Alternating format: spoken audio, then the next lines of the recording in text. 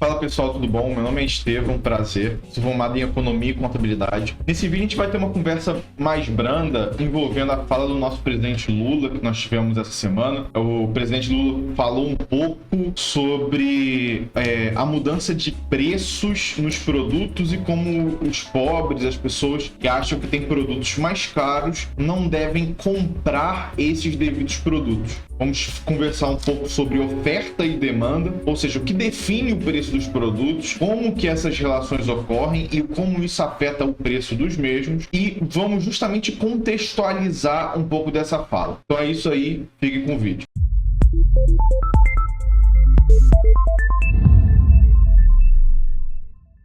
Acredito que todos nós vimos o vídeo do presidente Lula. Eu vou evitar botar o trecho do vídeo nesse daqui para evitar problemas com direitos autorais. Entretanto, ele diz exatamente sobre o preço dos produtos e como a população pode fazer para se defender sobre esses preços de acordo com a sua visão econômica. De acordo com ele, se você acha um produto caro, é só você não usufruir, não comprar esse produto, que consequentemente o produtor, aquele que está ofertando esse produto, vai ter que abaixar o preço, senão aquele produto vai estragar. A princípio, sem nenhum tipo de análise, é basicamente isso que ele fala. O meu ponto desse vídeo é discorrer sobre essa análise feita pelo presidente. Primeiro, a gente tem que falar sobre o que compõe o preço de um bem de acordo com a visão econômica em geral. Oferta, demanda. Mas o que é oferta e demanda? Muita gente fala sobre isso, mas sem explicar as nuances dessa análise. E é basicamente o seguinte: a oferta ela vai ser definida por aqueles que possuem o bem, produzem o bem. E a demanda é por aqueles que querem o bem. Parece algo pequeno, mas eu vou entrar mais a fundo sobre isso. A oferta, os produtores, eles vão definir a quantidade daquele bem. Ou seja, basicamente, se muitas pessoas produzem determinado bem, esse bem deixa de ser raro, digamos assim. Ele passa a custar menos, se torna mais mundano, é assim que a gente chama. Então, quanto mais oferta de um determinado bem, maior a quantidade desse bem disponível para os demandantes. Não vamos entrar agora no demandante, vamos focar na oferta. Então, o que acontece? Produtos da cesta básica, produtos como frutas, produtos também como carnes, eles costumam ter uma característica que a gente chama de produto homogêneo. O que seria esse produto homogêneo? Significa que esse produto não possui muita diferenciação sobre outras versões dele mesmo. Ou seja, uma maçã vinda de um produtor é quase sempre a mesma maçã de outro produtor, contanto que sejam, obviamente, da mesma espécie de maçã. A mesma coisa se for dois cortes de carne distintos, entendeu? Quer dizer, semelhantes, distintos, você tem preços diferentes, mas quanto mais produtores daquele determinado tipo de produto, maior você vai ter a produção dessa quantidade de produtos para atender a demanda do povo, digamos assim. Qual é o ponto? Quando você fala de produtos descartáveis, o presidente ele tem sim uma certa razão, porque o que acontece? Quanto maior a oferta desses bens, maior é o descarte caso ele não seja consumido durante um determinado período. Estou dizendo que ele está 100% certo? Não. A gente vai entrar um pouco nisso daí quando falar sobre a demanda do produto. Mas pela oferta, você tem isso. A oferta ela tem uma determinada quantidade de produtos que ela atinge. Ela tem que produzir e tal, sabendo determinado número de preço. Por quê? Por que não produzir infinitamente e aumentar essa produção infinitamente? Vamos deixar no ponto. Porque existe uma coisa chamada preço de equilíbrio. O que é preço de equilíbrio? É oferta e demanda, eles chegam a um determinado preço que tem a ver com o custo para a produção do bem. Ou seja, se eu produzir muito sobre determinado bem, muito arroz, muita carne, e esse preço abaixar demais, passa a não valer a pena produzir esse bem. Ou seja, estou gastando mais do que o que esse bem realmente vale. Então, é que se torna até um incentivo ou um impedimento a novas entradas dentro desse setor. Só que o que acontece da situação do Brasil nesse exato momento? Ninguém que produz no Brasil atende somente o mercado brasileiro, ou seja, as demandas produzidas aqui dentro do nosso país. Ele atende as demandas de fora. Lá fora, o dinheiro custa mais do que aqui dentro, ou seja, o dólar é mais caro, ou seja, existe uma enorme demanda que está disposto a pagar muito mais caro pelos produtos que constituímos aqui pela nossa oferta. Isso faz uma elevação de preço maior, inclusive a qualidade dos produtos dos nossos ofertantes acaba indo em grande parte para fora, os produtos de maior qualidade, porque lá fora eles estão dispostos a pagar mais do que aqui dentro. Inclusive isso gera muito efeito de carne de segunda, ou seja, muitos dos produtos de menor qualidade acabam ficando aqui dentro. Você pode, caso você conheça alguém que mora fora do país, na Europa, nos Estados Unidos, você pode perguntar e eles vão dizer coisas parecidas sobre isso também. O lado da demanda ele vai constituir o quanto os indivíduos querem aquele bem, o quão aquele bem é precioso para aqueles indivíduos, ou seja, aqueles que querem obter os produtos daquele que estão sendo ofertados. Com isso, o que acontece? O lado da demanda, ele tem também quantidade, ou seja, a quantidade de pessoas que querem adquirir esse bem, elas se juntam e, consequentemente, elas definem o quão elas estão dispostas a pagar sobre determinado bem. Nesse quesito, o que acontece? Se um determinado bem for muito raro e não tiver demanda sobre ele, aquele bem não custa nada, entendeu? Só que se ele tem uma raridade, só uma pessoa produz um bem, e existe uma enorme demanda de pessoas, aquele bem custa muito caro. É o caso, por exemplo, dos diamantes. Eu acho que todo mundo gostaria de ter um diamante, entendeu? Inclusive por motivos especulativos, não pela utilidade do diamante, mas simplesmente devido ao seu valor. E isso torna o valor mais caro, ou seja, muitas pessoas querem diamante, poucos produzem realmente diamante, consequentemente o diamante é muito caro, entendeu? Ou seja, oferta, demanda. Um outro exemplo são produtos heterogêneos. Eu posso pegar um exemplo de produto de carne mesmo, carne Wagyu, que é aquela carne extremamente cara. Você possui várias pessoas de elite que estão dispostas a pagar muito dinheiro por essa carne e poucos produtores, ou seja, é uma carne rara.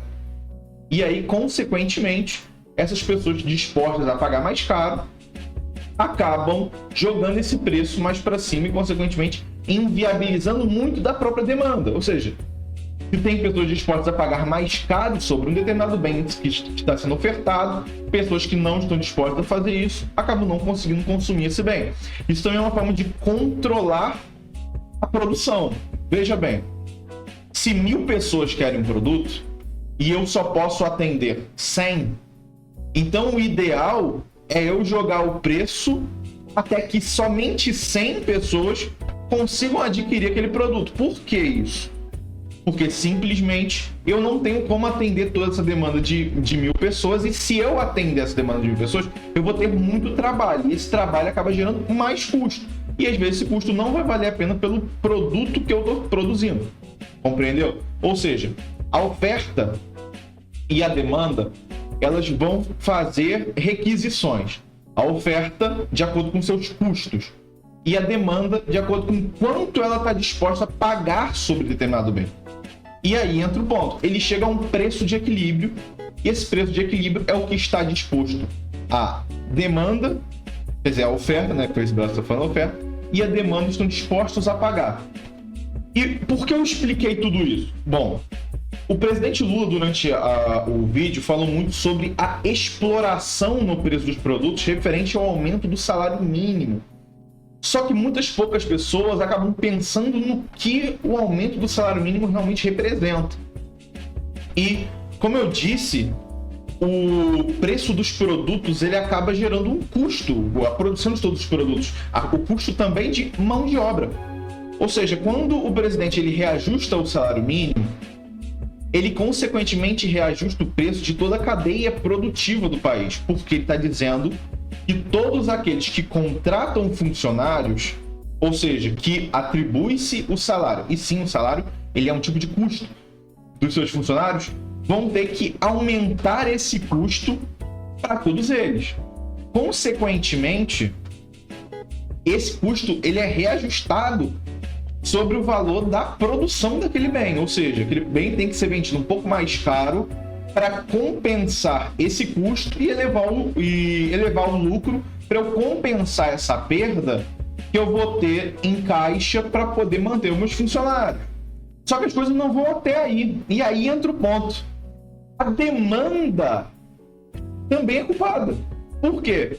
Se há um aumento do salário mínimo, e ora, o salário mínimo em grande parte usado para produção e consumo de bens de subsistência, ou seja, carne, frutas, arroz, feijão, principalmente sob os efeitos da cesta básica, então um aumento do salário mínimo generalizado ocorre em um aumento também do consumo.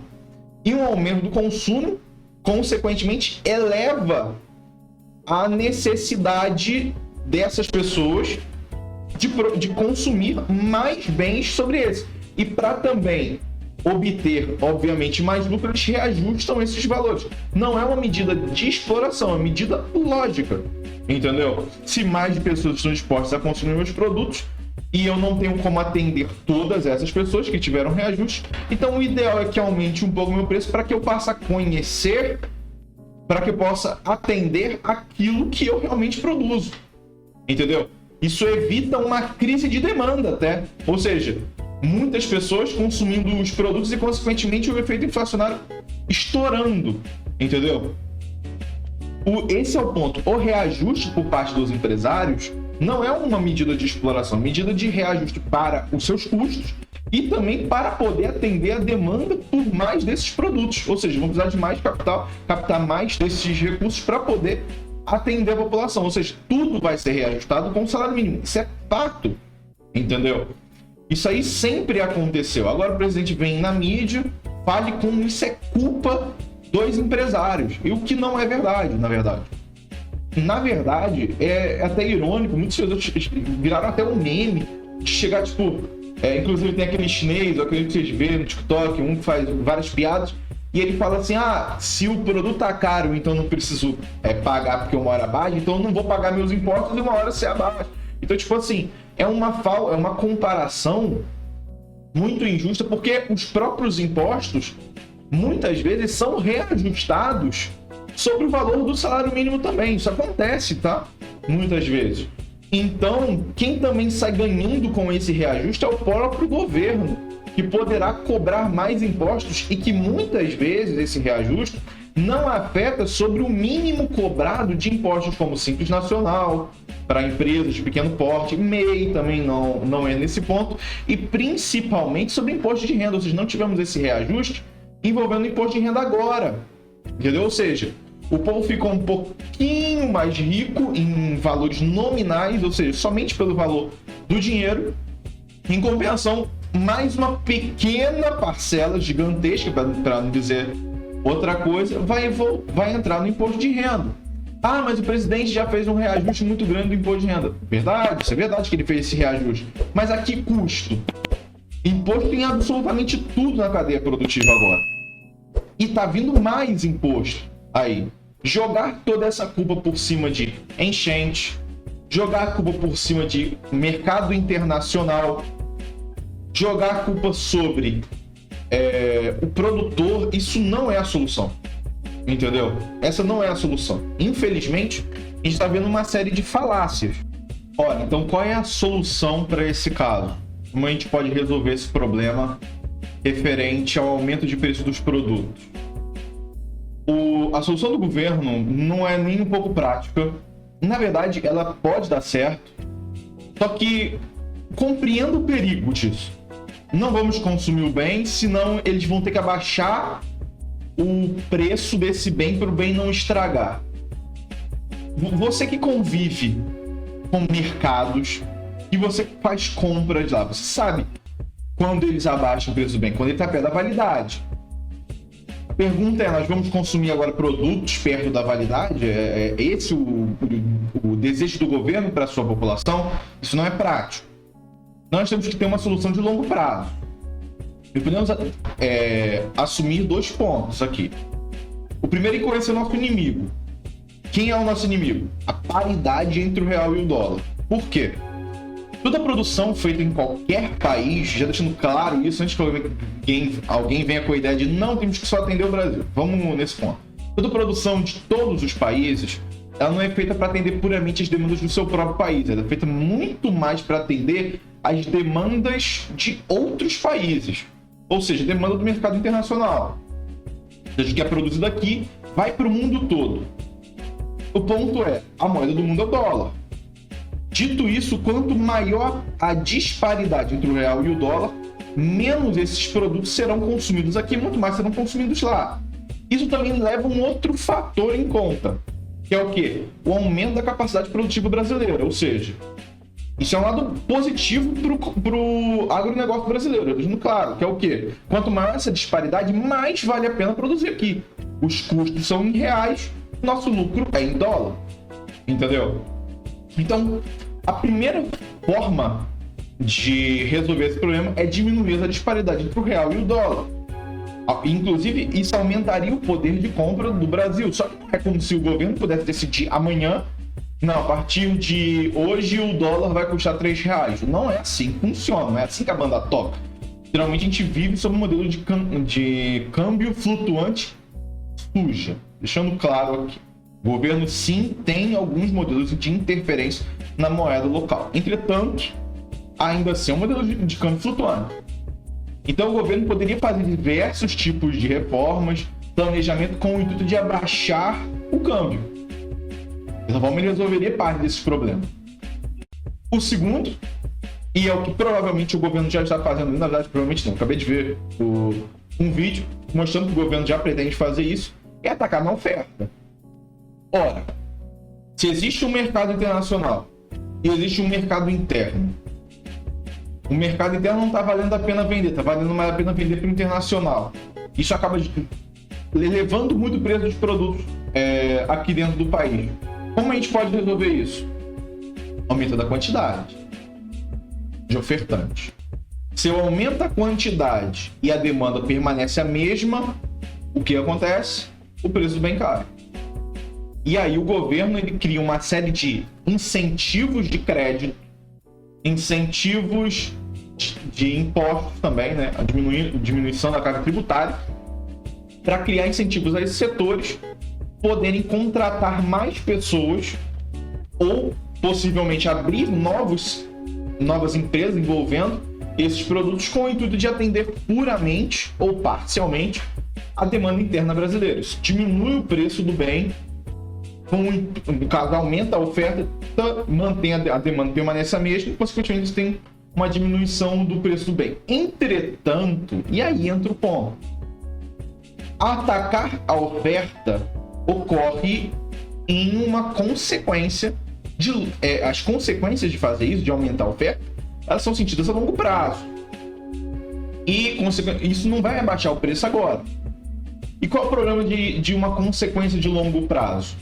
Isso também cria uma consequência de longo prazo para os próprios ofertantes. Que uma vez que um aumento da oferta vai ocasionar uma queda de preços, isso também significa que os custos permanecerão os mesmos. Ou seja, nós estamos falando de todo um setor que vai ter incentivos justamente para ter uma queda de lucratividade a longo prazo. Aí entra o ponto. Quem entra nessa jogada? Ou seja, quais empresas vão entrar num mercado de longo prazo sabendo que vai ter uma queda de lucratividade? E aí entra o ponto. Aí entra o ponto, meus amigos. Vários. Sabe por quê? Simplesmente porque, sendo essa queda de lucratividade de longo prazo, essas empresas, para continuar produzindo seus bens, só vão conseguir fazer isso às custas do governo federal. E eu posso puxar alguns exemplos aqui já no vídeo de incentivos que criaram esse tipo de dependência do governo, entendeu? Um desses claros exemplos é a produção industrial feita em Manaus, entendeu? Que hoje só consegue produzir os bens devido a incentivos do governo, ou seja, eles são incapazes de conseguir sobreviver sem os incentivos. Então, quando você tem esse aumento de oferta artificial por incentivos do governo, esse aumento da oferta não sobrevive sem os próprios incentivos, uma vez que os custos permanecerão os mesmos para produzir os produtos que vão ter uma menor lucratividade no longo prazo. Compreende onde eu quero chegar? Então o governo ele acaba entrando numa armadilha. E aí ele tem que escolher muito bem o que ele quer fazer. Aumentar a oferta dos produtos, diminuir a taxa de câmbio, ou mandar a população para consumir o bem. É até irônico a situação onde a gente acaba entrando. Porque de todos os lados, tudo se resolve a longo prazo. Mas você acha que o governo está ligando para o longo prazo? Não. Entendeu? Não se gera resultados políticos a longo prazo. A eleição está aqui, precisamos de resultado agora. E dentre essas soluções, existe mais uma. Que ninguém quer falar, que ninguém abre a boca. Mas aqui para o governo pode ser muito lógico. Congelamento de preços. Eu estou dizendo que isso vai acontecer? Claro que não. É absurdo esse tipo de proposição.